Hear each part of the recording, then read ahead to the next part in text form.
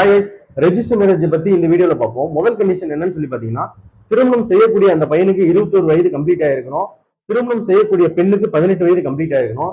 ஒருவேளை ரெண்டு பேருமே ஹிந்து ரிலிஜியனா இருந்தாங்கன்னா இந்து முறைப்படி திருமணம் நடந்திருக்கணும். இல்லைன்னா சுயமரியாதை திருமணத்தின் அடிப்படையில் அவங்களுக்கு திருமணம் நடந்திருக்கணும்.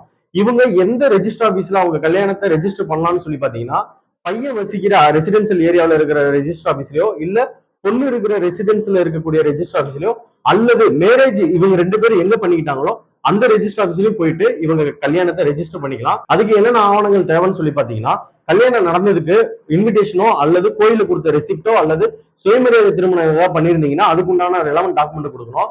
ஏஜ் ப்ரூஃபுக்கு ஸ்கிரீன்ல தெரியுற ஏதோ ஒரு டாக்குமெண்ட் கொடுத்தா போதும். ரெசிடென்ஸ் ப்ரூஃபுக்கு ஸ்கிரீன்ல தெரியுற ஏதோ ஒரு டாக்குமெண்ட் கொடுத்தா போதும்.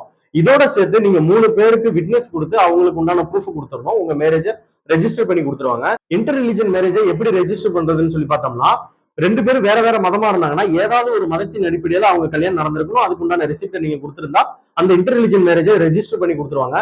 அதுவே ரெஜிஸ்ட்ரார் தான் உங்க கல்யாணம் பண்ணி வைக்கணும்னா அந்த கல்யாண ப்ரொசீஜரே வேற.